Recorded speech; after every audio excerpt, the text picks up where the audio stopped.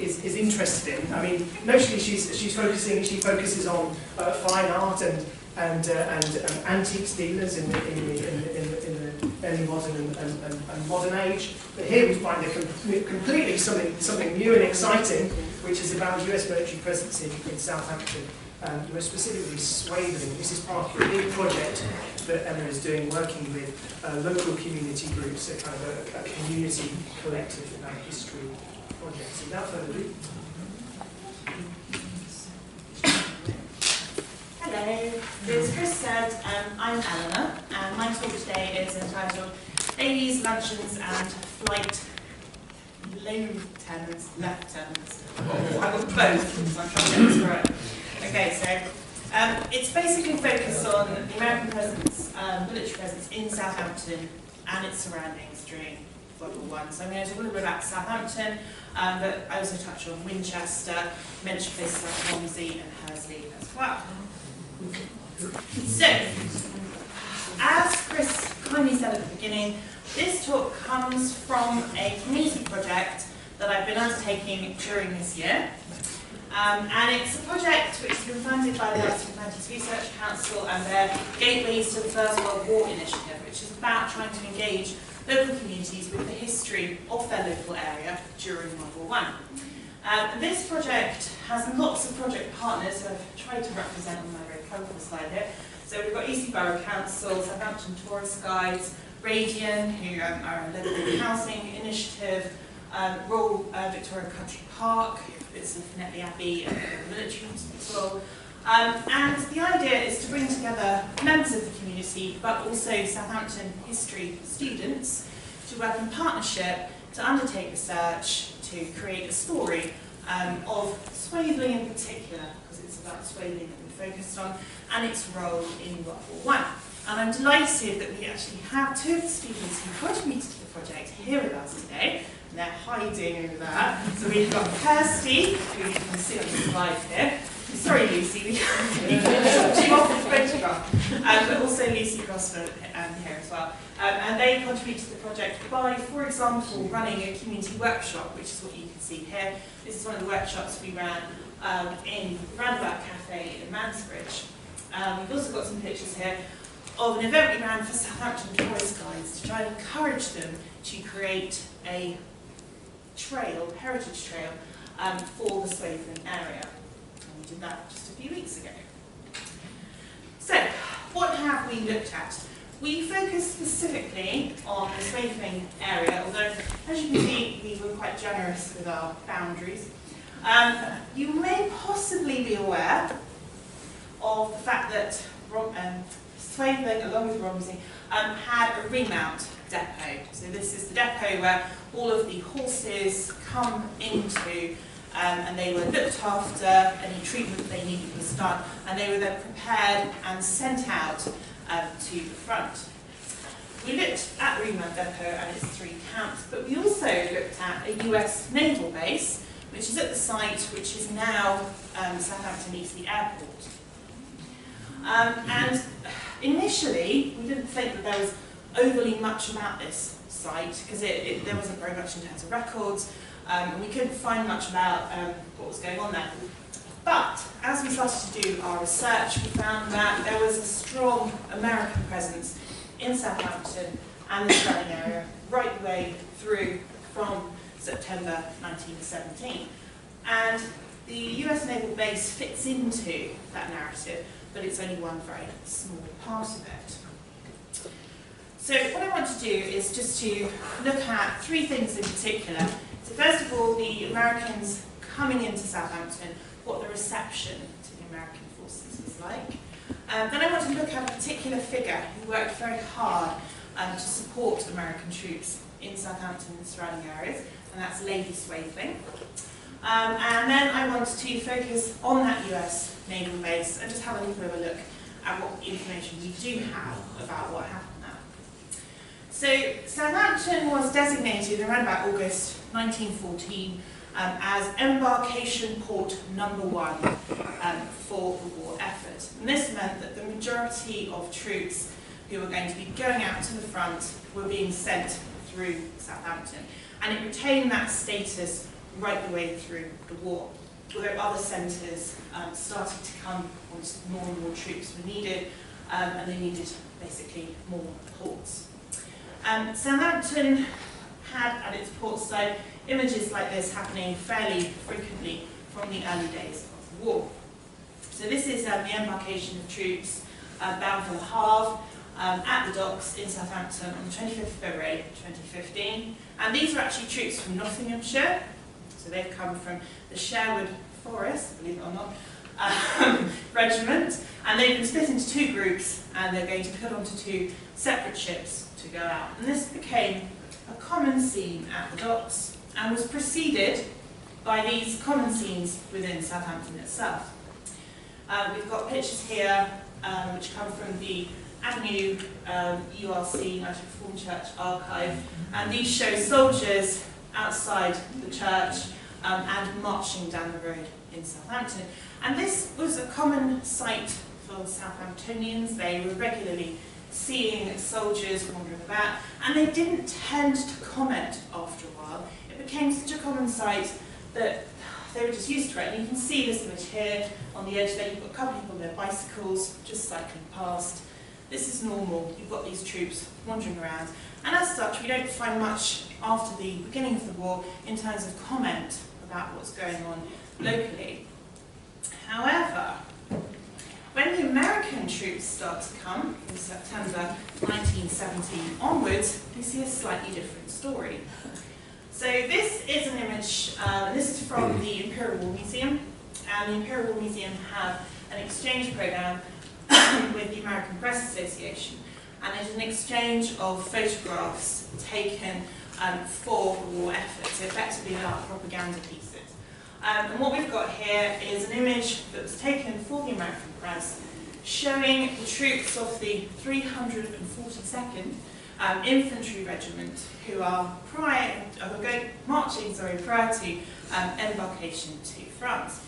And the caption that comes with this photograph is that the troops are marching along a typical English street. And this is Brunswick Street in Southampton. Now, if you've, I don't know, I did a lot of research on this to try and find out. I can't find a Brunswick Street in Southampton. I can't find any record of Brunswick Street. Brunswick Place, Brunswick Square, Brunswick Gate, but not Brunswick Street. I did a bit of here with Google Street View and so on to try and work out. There is, you can't really see it very clearly here on the slide, but there is actually a name, A. Doggerel and Son, Builders and Decorators, on the sign here in the image. So I looked them up, and they were on 22 Park Road, Southampton. So it's possible, and Street View, if you put it up, you can just about sort of match them together. It's possible that this is in fact Park Road. So we've got the American troops marching down. This is 27th of September 1918, so towards the close of the war.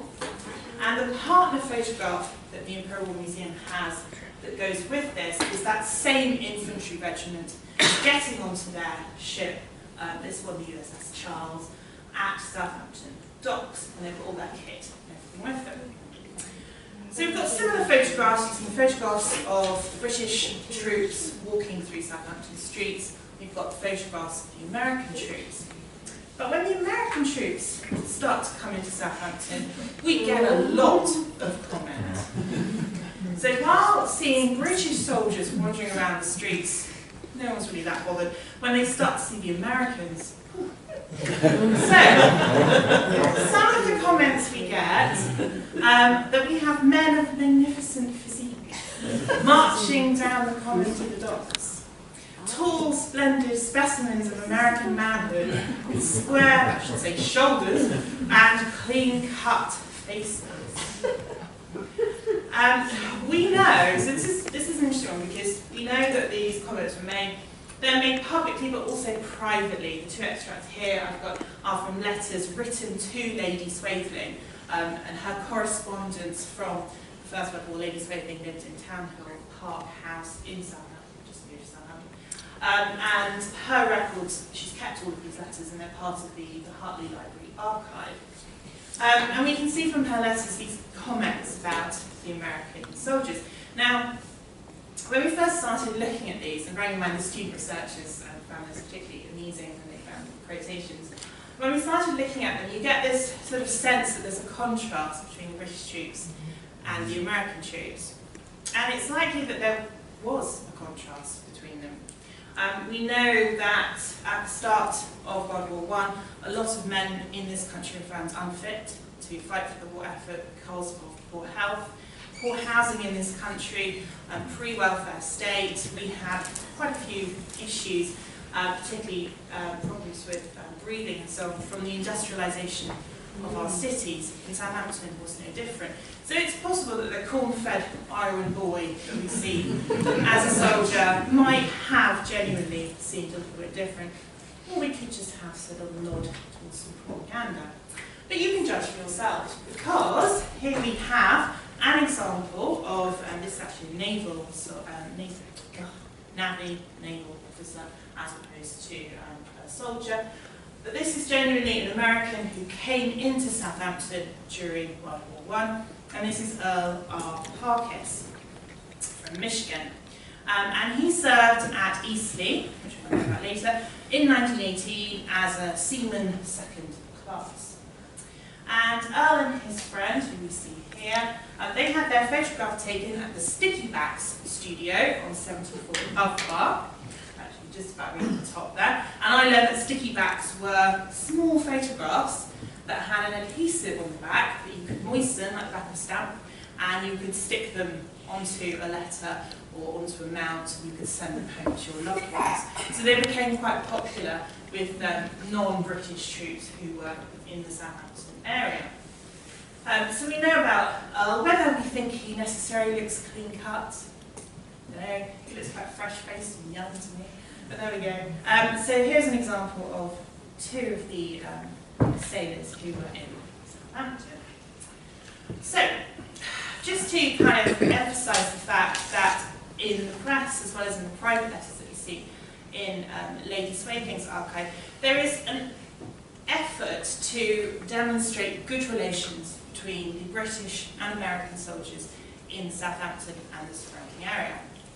So we have quotations like this, which are press clippings, and these are actually press clippings from America, so this is the flip side, showing that we have complete harmony and confidence between the British and American troops.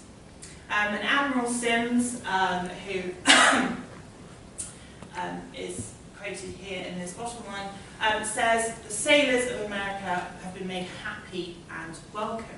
And there's a general sense that we, as a city in Southampton, were doing everything that we could to make the Americans feel welcome.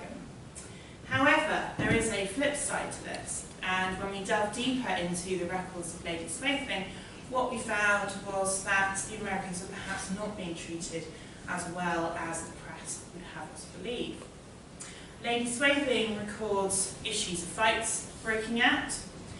She mainly cites this reason being because when the troops, American troops, are arriving on their ships into Southampton, they are not met with any kind of welcome. They also don't have any supplies with them for their stay in Southampton. And their stay in Southampton could actually be quite long. So the American troops were put in tents and makeshift huts on the common in Southampton. And we have records that some of them stayed there for up to 6 months before they actually then went onto the front. So that's a long time to be stuck in what is essentially temporary accommodation.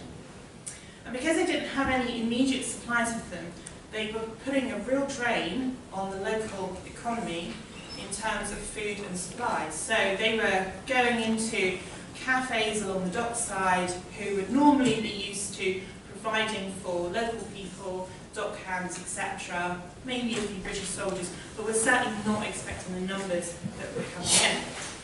And because of this, we found that fights were breaking out over simple things like being able to get a glass of water. And Lady Swaithing becomes very upset by what she sees, and she wants to do something about it. So, this is Lady Swaithing. She's Gladys Helen Rachel Montague, Baroness Swaithing.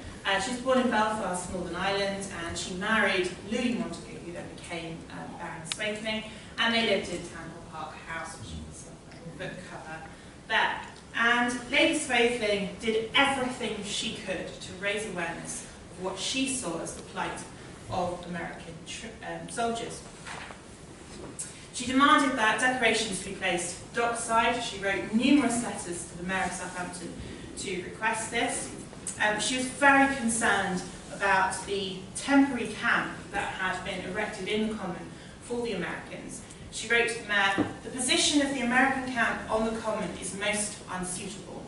It is so damp in winter. The dry part on the east side of the avenue should be given to the Americans for their entire use." She also felt that enthusiasm has to be instilled in the Southampton people.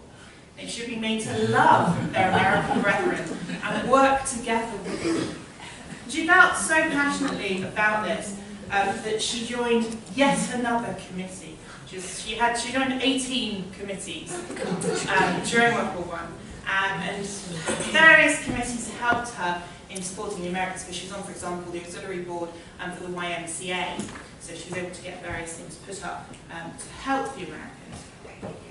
But we know what the American camp, or at least part of it, on the Common looked like, because we have this image of the American camp headquarters on Southampton Common, which is also from the 27th of September 1918, it's from that same American press match. And what it shows you is a series of corrugated huts. And to be fair to the war effort, these corrugated huts were being used for everyone across the board. We have the same corrugated huts at Netley being operated by the Red Cross as temporary hospital bed spaces because they have such a shortage. We have the same huts being used for British soldiers and for soldiers of all other nationalities as well. So the Americans weren't necessarily being hard done by, but Lady Swakeling's constant berating of the Mayor for his lack of effort does actually see the Americans get increasingly better facilities. The committee that Lady Swakeling joined, where she was able to get quite a lot of influence and power from, was the Committee for the Entertainment of American Forces.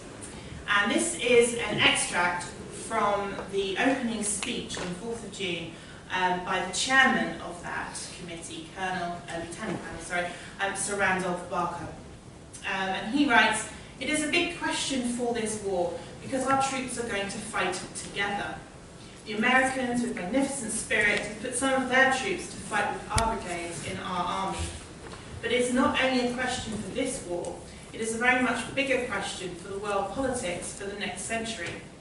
If we can bring about, as a result of this war, a really satisfactory Anglo-American alliance, not one based merely on common interests, but one based on real affection, I think we shall receive an object which will have profound results on the future of history." So the tenor, the whole tenor of the document that this is from, which is a transcript of that speech, really shows you that this committee, set up for something that seems quite frivolous, the entertainment of American forces, actually had far bigger aims. And Lady Swakeling, as a member of this committee, was able to achieve a huge amount simply because she had the backing of the committee behind her. So, Lady Swakeling began to organise activities. We have dances organised in the Guildhall. We have boxing matches between American and British soldiers. We have films being screened, often patriotic films about war, previous wars, etc.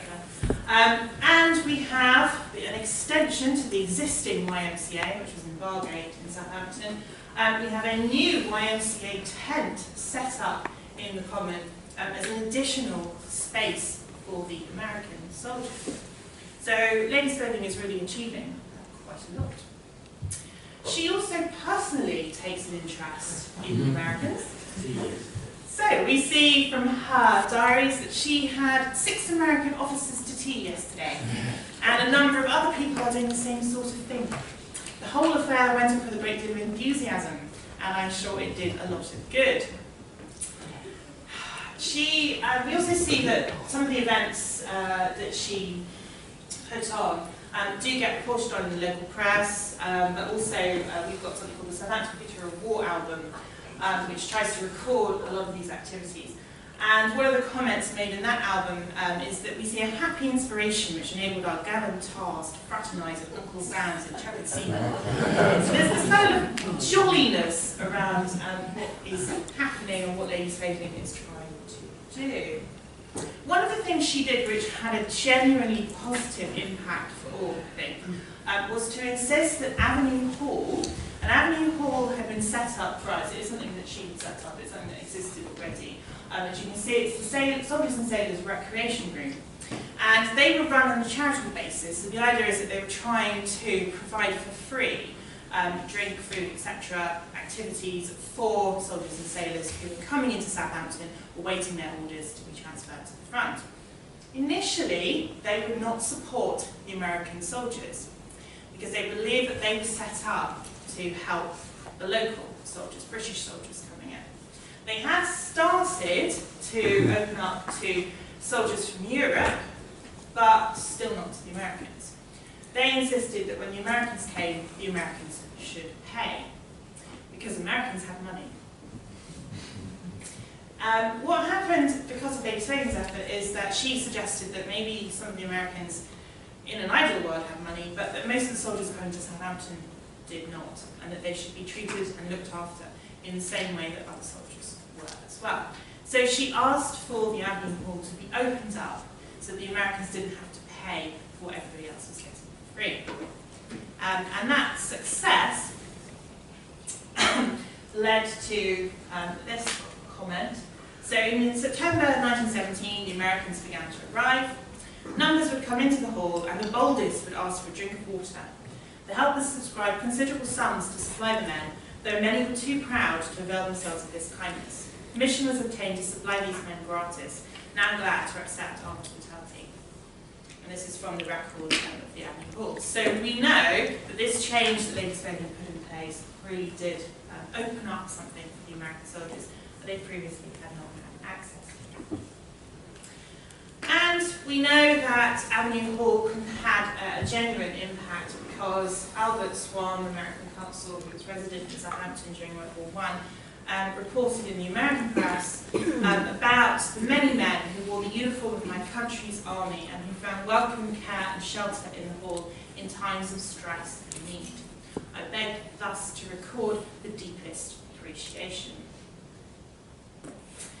So we have a genuine story of Lady Slaving's actions in Southampton, making things better, as she perceived it, for the Americans. And Lady Slaving herself is commemorated in the book, The Honourable Women of War, which is essentially a who's who of women who contributed to the war effort in World War I. And Lady Slaving, there's an image of her in the book, and there's a record of all the things that she achieved, the committees that she sat on, and the things that she did. And we know that Lady Slaving is a member of the aristocracy, and you see in the book comments about the fact that many of these women from the aristocracy were giving up their time for the war effort. Lady Slaving and her husband kept in touch with the friends that they made, presumably those officers that they had around the and so we see things like this photo card which she sent out at Christmas to those friends in America, and the photo card has a photograph of Lady Slaving and her husband and four of their children, 3 sons and a daughter. After the war had ended, Lady Slaving and Lord Slaving went on a tour of America. They took their son to Harvard University, where he was going to study, and they toured various cities in America. And we know this because we have all of the press clippings that Lady Slaving collected, where all the times they're mentioned in the American press. It was their first trip to America, and we have all of these kinds of comments which are made very personally about Lady Slaving. We have this one, for example, from the Beverly, Massachusetts Times on January 7, 1920. Lady Slaving, who is making a tour of America with her husband, is one of the handsomest women in British society. This is her first visit to the United States. We see regular comments about this, and it reflects the fact that we have evidence that many of the American officers and soldiers saw Lady Slaving as their, quote, quote, British godmother who looked after them when they were in this country. Okay, so I'm now going to move on to what was happening towards the close of the war, and while Lady Frading was still continuing her efforts in Southampton. We are going to look at the Naval Air Service Base in Eastleigh. So the Naval Air Service Base was commanded by Lieutenant Commander Godfrey de Courcelles Chevalier, and he probably is a lieutenant. No, he's a lieutenant, not a lieutenant. So hard. Because he is an American. Now, we know that the naval base in Eastleigh was set up essentially as a base for light aircraft that were going to undertake bombing raids along the coast of France and Belgium. And they were going to use aircraft that had been specially modified. And what we see here initially is a base being set up in France. And the base in France serves a purpose, but it's too close for comfort at times, so they cut out and pull back, and they want a base along the south coast. And they choose Eastleigh, and the reason they choose Eastleigh is because it's already partially set up as an airport. There's been a lot of test flights going on. Moon, who's the famous aviator, was doing flights out of Eastleigh sort of 1910 onwards. And there are aircraft hangars there already set up. There are also men there who have the technological expertise to modify aircraft, which they can then send out on the bombing raids. So they've put a plan in motion with Lieutenant Commander Chevalier in charge of operations, and he requests that planes in a disassembled state are shipped into Southampton to be put together at Eastleigh with certain modifications to allow them to go out on the bombing raids. Now, unfortunately, the planes don't arrive until the 8th of November, 1918. So, unfortunately, base doesn't play a huge role. However, we do have some slightly conflicting information, because we have, there's a very good website which is about Hampshire airfields. If anyone's ever seen it, but it documents all these airfields, and there is a page dedicated to Eastleigh, and it has some wonderful resources on it, including the photograph I'm showing here with the red arrow. And the red arrow is to indicate the person who sent this photograph in, who's Paul Scott. That man with the red arrow there is his grandfather, who was stationed at Eastleigh. So we know that these gentlemen here, they're from Washington, DC. We also have this image here, which shows the naval personnel outside one of the hangars at Eastleigh. This is possibly taken on Armistice Day, we don't actually have a date. But we also know that there were some operational flights out of Eastleigh undertaken by American naval reservists. So this, which is from US Navy records, tells us that Lieutenant Kenneth McLeish, US Naval Reservist, was born in Glencoe in 1894 and appointed to ensign in the Naval Reserve Flying Corps on the 31st of August 1917. And in France, he participated in many raids over the enemy's lines before he was transferred in September 1918 to Eastleigh, England. And it's a raid that he undertakes with the RAF from Eastleigh on the 14th of October that he is shot down and killed, and he's posthumously awarded the Navy Cross. So we know that there were some flights from this base, but we don't know how many there were or what they were going to do, because we do know that the planes that they were supposed to be using were not there.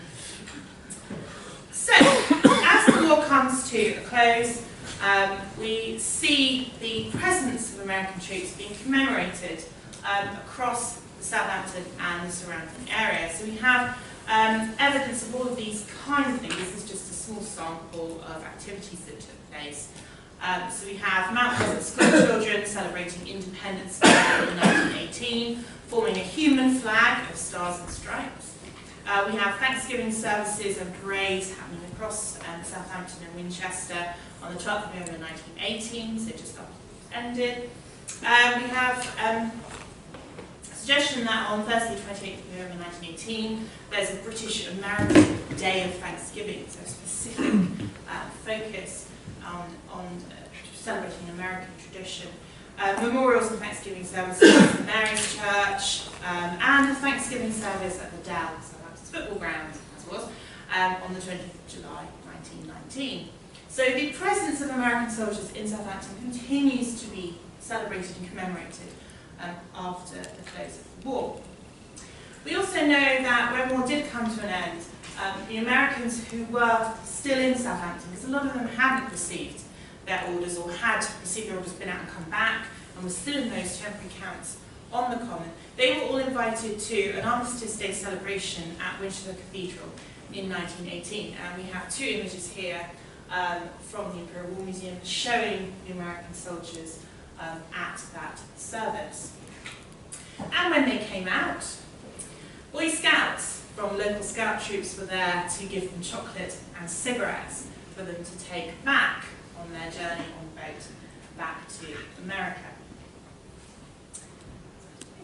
Yeah, that's those my so thank you very much for listening. That's where we're up to in terms of our research.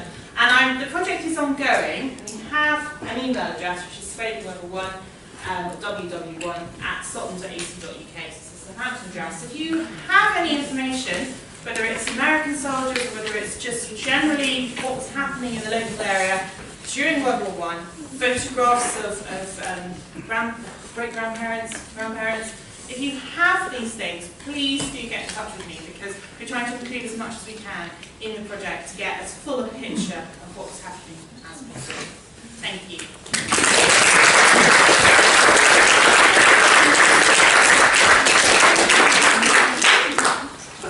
Thank you ever so much. That's a fascinating example of what happens when the global becomes local, so to speak. Yeah, we've got a few minutes. We've got about 10 minutes if anyone has any questions or indeed contributions on precisely this issue. What you said about American soldiers in the First World War has resonances for me in the Second World War. Really? Okay. Because I was born in the dock area of Southampton, and of course I witnessed the arrival of American soldiers. I'm sorry to speak about the Second World War as opposed to the First World War. But I mingled with the American soldiers at the Hoglands Park, where there were tents there. Yes. They would feed me with chocolates, take me to the cinema. I could expatiate upon that, I would. Did you like them? They were nice.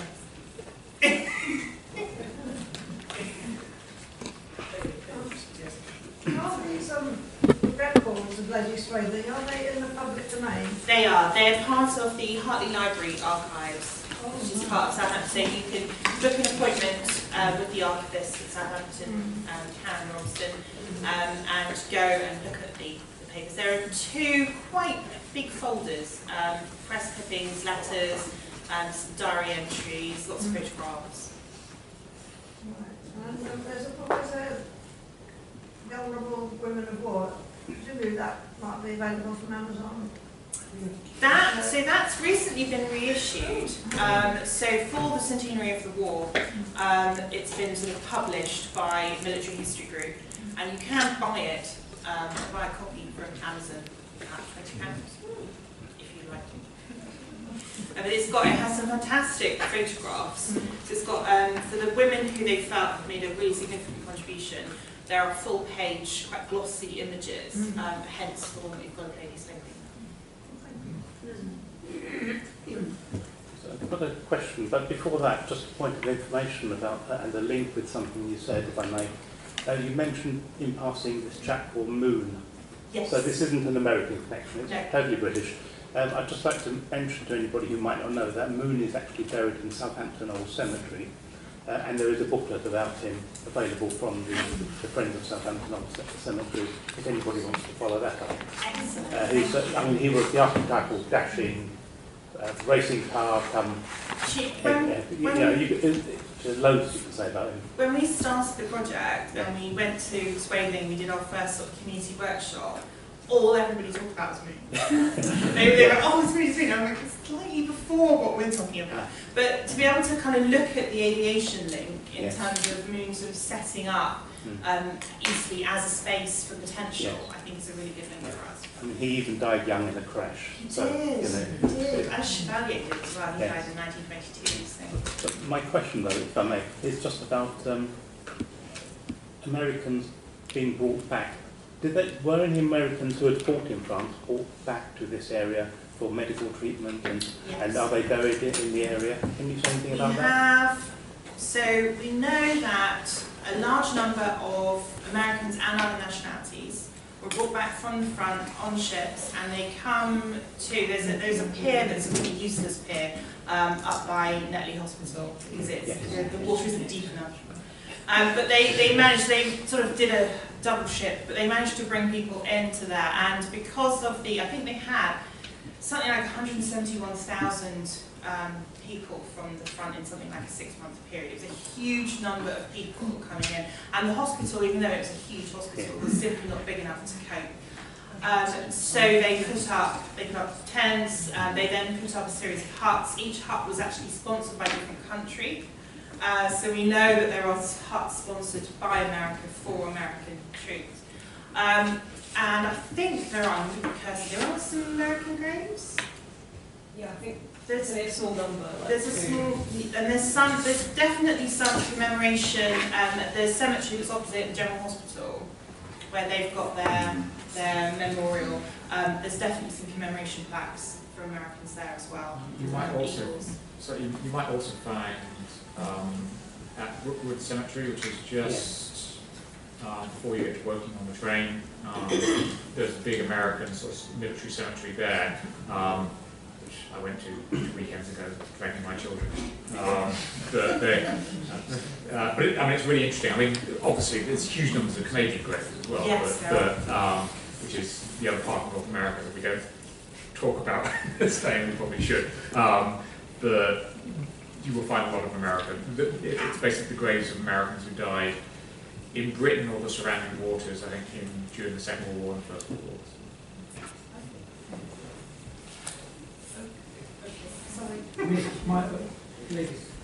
Okay. My roots are Portsmouth, so there's a lot of naval history in my family. Is there any American naval involvement in the First World War or not? It's a bit confusing because we have records of American ships coming in, and we have records of naval sailors coming in, but we don't have, so there doesn't seem to be any kind of conscious, this is an American ship with American sailors doing this.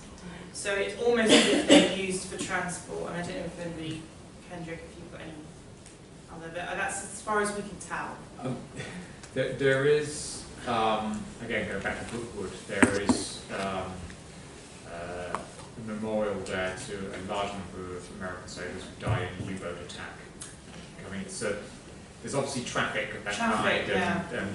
Yeah, so we couldn't, there isn't anything sort of specifically, but they definitely were around. We've got the images and the rest of it, so we know that they were there, but perhaps it's just in a support capacity rather than an active. Yeah, it's just, I don't know whether they were a useful source of reference. On the Florida coast, Miami, Coconut Grove, Pensacola, there were the training bases for the US Naval Air Stations, where it specifically says in references to them that they sent people over to the European front. So I don't know whether that would be a line of research, because they're very good at following up that stuff, aren't they, over there? Brilliant. We have come across references, Pensacola in particular. Yeah. So yeah, I will do that. Yeah. Because it would be good. We've had some American, but mainly from community members who perhaps traced family or family links. So we haven't got anything concrete. Is that correct? There's a restaurant in Coconut Grove, and they've just got pictures of the Naval Air Service guys in 1921-22, which is immediately after the war. And then there's references when you look at, just have a quick look on Florida and Naval Air Services during World War I, and there's a lot of specific reference to it. Over to the European sector, including people getting Navy crosses for shooting down people in Belgium. So you I might don't know have that, some how well that. matching. Sorry? You might have some matching Yeah, from what we yeah, know. yeah. That'd be fantastic. Thank you. Yeah, good fun, wasn't it? Actually, I need to go and research in my own. Yes, I do. You touched on the discrepancy of the physical appearance of the American and the British. In fact, this was a massive problem for the British Army, such that they had to actually create what they called bantam battalions of people who were undersized, wanted to fight. So there, you can imagine the discrepancy where these healthy Americans came over and mingled with who must have been substantially smaller than they were. It was really shocking actually because it was I can't sort of overstate how much comment there was about physical appearance of the Americans. I mean, it clearly was quite shocking.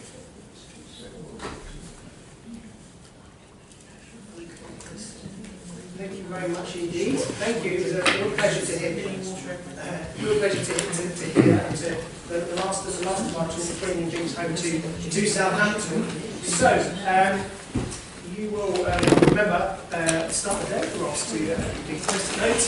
What was the first thing you think about when American First World War is mentioned? So I greatly appreciate it if you now take a pink post-it note and do exactly the same with it. So a couple of minutes on your own, and then as before, what's become time on fashion, passing to the end of the crack market on this side. So what's the first thing that comes into your mind when you think of American First World War? Yeah, what was the first thing that comes into your mind when you think about the American First World War now? Exactly the same.